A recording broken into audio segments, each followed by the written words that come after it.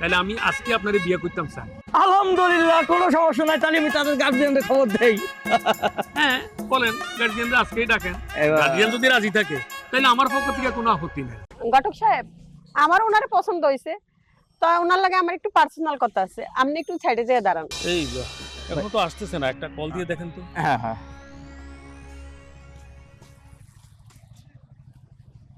ভাই রিং হচ্ছে, ওই মনে হয় আসতেছে, এই জন্য রিসিভ করতেছে না। ও আচ্ছা। ভাই ভাই চলে আসছে।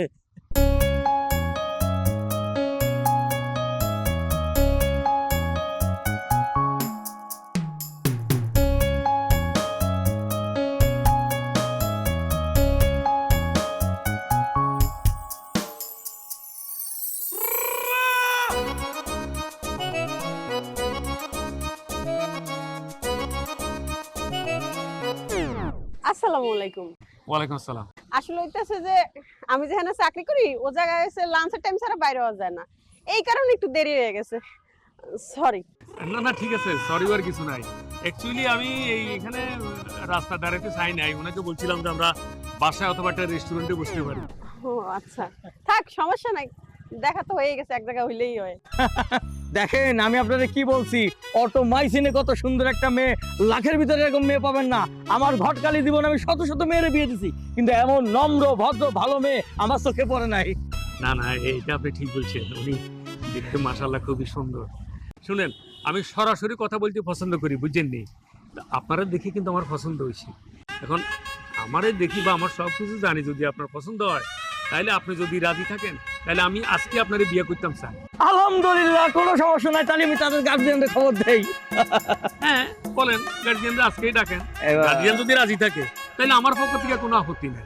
ঘটক সাহেব, আমার ওনারে পছন্দ হয়েছে, তো ওনার লাগে আমার একটু পার্সোনাল কথা আছে, আপনি একটু সাইডে যেয়ে দাঁড়ান।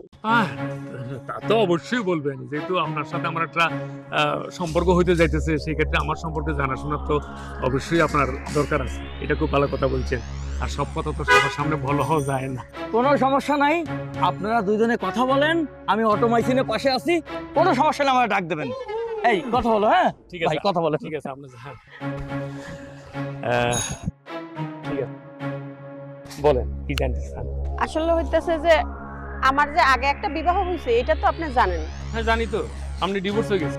না, আসলে এখনো আমার সাথে তার ডিভোর্স হয় নাই। আমি তার অবশ্য লেটার দিছি, সে আমার লেটারে এখনো সিগনেচার করে নাই। কি বলেন? ঘটক তো আমাকে বলছে আপনার নাকি ডিভোর্স হয়ে গেছে। আসলে হইতাছে কি ভাইয়া, আপনি তো আর আমার ভাইয়া লাগেন না। যাই হোক, আপনার আমি কি কষ্টের কথা কমু কোন। এই যে যে আমার স্বামী আছিল, মানে যে আমার স্বামী, সে বিদেশে গেছে বহু বছর আগে। হে জায়গায় যাইয়া ও বেটার কোনো খোঁজ খবরই আমি পাই না। হে কি জীবিত আছে নাকি মরে গেছে তার কোনো খবর নাই। এরপরে আমি কি করছি জানেন? হ্যাঁ গো, বাড়িতে একটা ডিভোর্সের লেটার পাঠাই দিছি, কিন্তু হে এর ফলাফল এখন পর্যন্ত আহে নাই। এখন আমি কি ধরে নিম আমারে কোন? আমার লাগে হ্যাঁ সম্পর্ক আছে, আর এই অবস্থায় কি তার জন্য অপেক্ষা করা আমার জন্য সম্ভব? আপনার বিবেকে কি বলে, আপনি আমারে কোন? ও আচ্ছা, না ঠিক আছে, এবার বুঝতে পারছি। এখন এনিওয়ে ভাইয়া, আমার যে অতীতের কথা আপনি শুনলেন, এখন কি আমারে বিবাহ করতে আপনার কোনো আপত্তি আছে? না না না, আমার দিক থেকে কোনো আপত্তি নাই। আচ্ছা শুনেন, এই আমার যে ঘরে একটা বউ আছে, আমার মেয়ে আছে, এগুলো আপনার ঘটক বলছে তো? ও আমারে ঘটক সবই কই দিছি, এগুলো নিয়ে আমার কোনো মাথা ব্যথা নাই।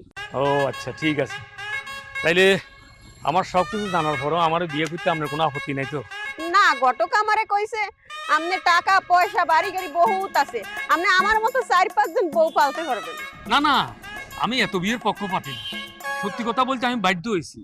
আমার স্ত্রী আমাকে কোনো মানসিক শান্তি দেয় না, আমি একটু মানসিক শান্তি চাই, বুঝলেন? আপনি এটা নিয়ে কোনো টেনশন করেন না, আমারে বিয়ে করলে আপনার জীবনে শান্তির বন্যা বইসা যাবে। কিন্তু আমি চিন্তা করতেছি, আর বড় বউ যদি আপনাদের কোনো ঝামেলা করে তখন আপনি কি করবেন? মানে বলতে চাইতেছি যে আপনি কি এটার কাটায় উঠতে পারবেন? আরে আপনি কি যে বলেন, এরকম ঝামেলা কত কাটাইছি আমি। শোনেন, আপনি খালি আমার সাথে থাকবেন, তারপরে সব অসম্ভবটা সম্ভব করে ফেলাম আমি, আপনি কোনো টেনশনে নিয়েন না। এই তো সাব্বাস, আপনার কথা শুনে আমি খুবই খুশি হইলাম, মানে ভরসা হইলাম আর কি। আচ্ছা ঠিক আছে, তাইলে কি এখন এই মানে আমরা যেহেতু সব কিছুতে রাজি আছেন, তাহলে কি আমরা বিয়ের বিষয়টা কি আগাইতে পারি? মানে আমরা যদি রাজি থাকেন তো আমি আজকে করে ফেলতে পারি। অবশ্যই পাকাপোক্ত করবেন, তার আগে একটু আমি আমাকে বাড়িতে ফোন করি আর সবারই ঢাকায় আনতে চাই। আচ্ছা ঠিক আছে, হ্যাঁ করেন। শুনেন, আপনার পরিবার যদি রাজি না হয় ওইটা নিয়ে টেনশনই করে না, আমি আছি তো, আমার উপরে আপনি ভরসা রাখতে পারেন। আচ্ছা আচ্ছা, ঠিক আছে ঠিক আছে, তাহলে আমরা সবকিছু ব্যবস্থা করেন, ওই টাকা পয়সা কোনো ব্যাপার না, বুঝেননি? ঠিক আছে, আমারও লাঞ্চের টাইম ওভার হয়ে যাইতে আছে, আমি যাই। ঠিক আছে। আসসালামু আলাইকুম। ওয়ালাইকুম আসসালাম।